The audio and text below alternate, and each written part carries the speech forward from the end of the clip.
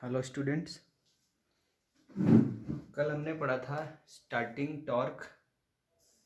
Starting torque की मैंने equation लिखी थी। क्या इक्वेशन थी? T S T is equal to 3 × 6t upon 2πn E2 square R2 upon R2 square plus X2 square. यहाँ से क्या प्रूफ किया था हमने कि जो आपका स्टार्टिंग टॉर्क होता है वो E2 के स्क्वायर या फिर सप्लाई वोल्टेज के स्क्वायर के प्रोपोर्शनल होता है। एक कंडीशन आई थी कि स्टार्टिंग टॉर्क प्रोपोर्शनल होता है रोटर रेजिस्टेंस R2 के। मैक्सिमम स्टार्टिंग टॉर्क कब मिलता था? Maximum starting torque at when R2 is equal to X2। हमने ये चीज पढ़ा था कल। दिस इज वेरी इंपॉर्टेंट कि आपका जो स्टार्टिंग टॉर्क होगा मैक्सिमम इस पे जब R2 is equal to X2 होगा तो उस टाइम पे आपको जो T स्टार्टिंग होगा वो क्या मिलेगा? वो मैक्सिमम मिलेगा। मतलब क्या है कि मशीन या मोटर मैक्सिमम टॉर्क डेवलप करेगी। ओके।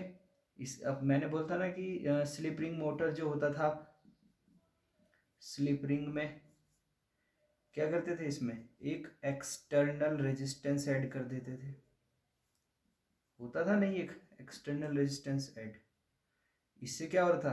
कहाँ है? इन रोटर सर्किट। इसको आप रोटर सर्किट में ऐड करते थे। तो रोटर सर्किट में ऐड करने पर आपका क्या था? जो आपका स्टार्टिंग टॉर्क था वो इंक्रीज हो जाता था। ठीक है। तो कल हमने ये स्टार्टिंग टॉर्क के बारे में ये सब चीज़ें पढ़ी थी। तो स्लिप रिंग में तो हम एक्सटर्नल रेजिस्टेंस जोड़ के कर देते हैं और स्क्वायरल केज में आप एक्सटर्नल रेजिस्टेंस को ऐड नहीं कर सकते। क्लियर? तो ये फर्क था। तो आज हमारा नेक्स्ट टॉपिक है आपका रनिंग टॉर्क। रनिंग टॉर्क या फिर इस रनिंग टॉर्क का दूसरा नाम होता है आपका रेटेड टॉर्क। मतलब रेटेड टॉर्क या फिर इसका आप बोल देते हैं फुल लोड टॉर्क। ठीक है। तो आज हमारा टॉपिक है ये। ओके। देखो आपका जो टी एफ एल होता है, मैं इसको रनिंग टॉर्क को टी एफ एल बोल दूंगा, full load torque. This is proportional to running condition में induced voltage E2 dash I2 dash और cos phi 2 डैश। ओके। ये प्रपोर्शनैलिटी साइन हट जाएगा, इक्वल का साइन आएगा, यहाँ पे कांस्टेंट k आ जाएगा। k इज इक्वल टू हो जाएगा E2 dash I2 dash cos phi 2 dash. देखो कल हमने k की वैल्यू बता दी थी 3 × 60 अपॉन 2πn। ये मैंने ड्राइव करा दिया था आपको पूरा, कहाँ से आया कैसे आया। ओके। तो अगर हम यहाँ पे बात करें, जो आपका E2 डैश होता है this is proportional to flux. ये फ्लक्स के प्रोपोर्शनल होता है। तो आप लिख सकते हैं कि जो आपका TFL होता है this is proportional to this is equal to K phi. E2 को हमने फाई से रिप्लेस कर दिया। I2 dash cos phi 2 dash. ठीक है। तो हम यहाँ पे वैल्यूज पुट कर सकते हैं। TFL is equal to K five I two की वैल्यू होगी, आई टू डैश होगा E two dash upon Z. What is Z? Z is R two dash plus running condition में ये हो जाता है एस एक्स टू का whole square. Clear? Into power factor हो जाएगा R two upon under root R two square plus S X two का whole square. Okay. अब इसमें क्या आता है, आप यहां से देख सकते हैं कि जो आपका टी एफ एल होगा, T F L is equal to K five E two. देखो ई टू को हम ई टू डैश है तो ई टू डैश को हम लिख सकते हैं S E two R two upon R two square plus S X two का होल स्क्वायर. ठीक है. और हम यहाँ पे वेयर देखो आपका जो ई टू होता है वो डिपेंड करता है फाइव पे, तो हम टी एफ एल को क्या लिख सकते हैं, हम इस टी एफ एल का फॉर्मूला बना सकते हैं इज इक्वल टू के की वैल्यू रख दो 3 इंटू 60 अपॉन 2 पाई एन इंटू एस.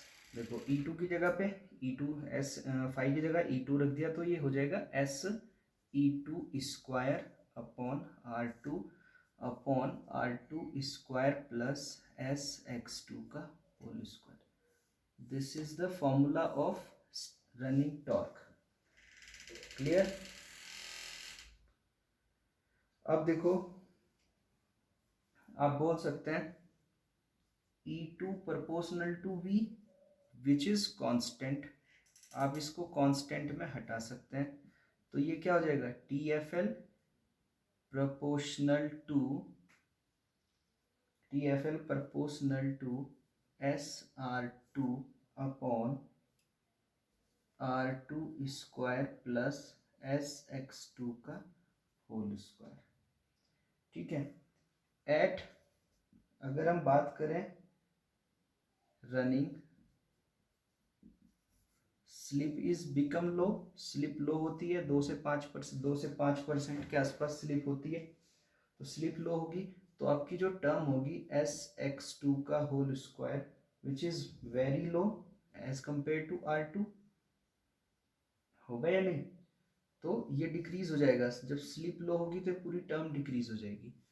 क्लियर? तो अब इसके बाद क्या होगा, जब ये टर्म लो हो जाएगी तो आप बोल सकते हैं T F L proportional to S R two upon, इसको नेग्लेक्ट कर सकते हैं, बच गया कितना आर टू स्क्वायर. तो इसको ये कैंसिल हो गया तो आपका T F L proportional to हो गया एस अपॉन आर टू. ठीक है. तो दिस इज इंपॉर्टेंट रिलेशन. तो रनिंग टॉर्क वोल्टेज के रिस्पेक्ट में सेंसिटिव होता है. Okay. Running torque R L के आप बोल सकते हैं. देखो जो टी एफ एल होता है वो अगर यहाँ से देखें तो वी के वोल्टेज के स्क्वायर के प्रोपोर्शनल हो रहा है. और बोल सकते हैं जो आपका टी एफ एल है वो स्लिप के डायरेक्ट प्रोपोर्शनल है इस वाले फॉर्मूले से, और रोटर रेजिस्टेंस के इनवर्स प्रोपोर्शनल है.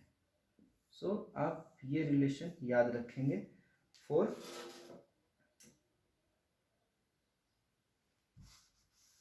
Running torque. ओके. अब हम चेक करते हैं कंडीशन. नेक्स्ट है आपका हमारा condition for maximum torque, maximum running torque.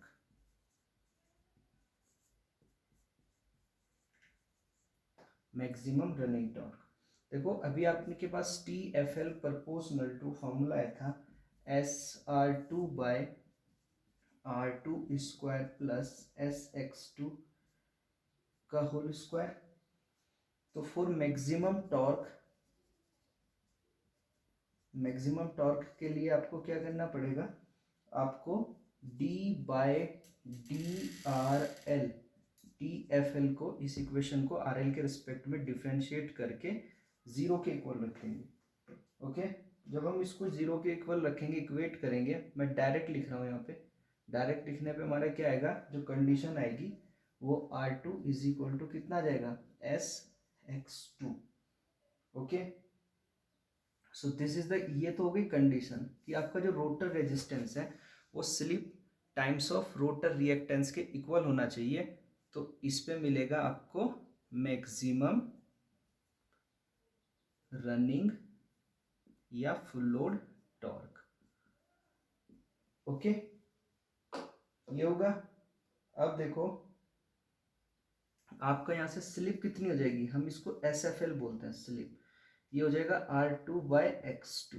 ये क्या है, दिस इज स्लिप जिस पर मैक्सिमम रनिंग टॉर्क प्राप्त होता है। ठीक है, तो ये कंडीशन हो गई आपकी मैक्सिमम, यानी एग्जाम में पूछा जाता है कि वो स्लिप क्या होगी जिस पर आपका मैक्सिमम टॉर्क मिल रहा है, तो this is equal to R2/X2। Okay, next आपका आ जाता है, अब हम बात करते हैं मैक्सिमम रनिंग टॉर्क की वैल्यू क्या होती है। मैक्सिमम रनिंग टॉर्क, तो मैक्सिमम रनिंग टॉर्क के लिए आपको देखो फॉर्मूला क्या था, देखो मैक्सिमम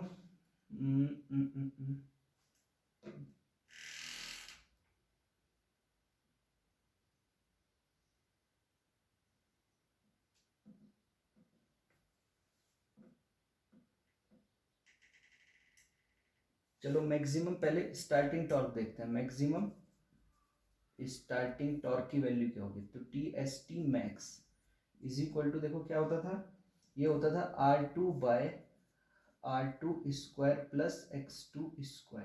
देखो आप इस वाले फॉर्मूले में भी S को 1 रख सकते हैं एट स्टार्टिंग, इसको क्या लिख सकते हैं, S is equal to 1 at starting, slip 1 होती है ना, तो वही फॉर्मूला इससे फिर स्टार्टिंग टॉर्क फुल लोड किस में कन्वर्ट हो जाएगा, स्टार्टिंग टॉर्क में। तो हमें क्या मिलता था, ये होता था R2 is equal to X2 के इक्वल, तो आप TST मैक्स को क्या लिख देंगे, यहाँ पे X2 की जगह R2 रख देंगे, तो R2 अपॉन कितना हो जाएगा, R2 आप क्या करो, X2 R2 की जगह पे X2 रख दो, तो ये हो जाएगा X2 अपॉन 2X2², यहाँ पे X2² यानी 2X2², इससे ये कैंसिल हो गया, तो आपका जो T स्टार्टिंग होगा maximum, this is equal to 1/2X2।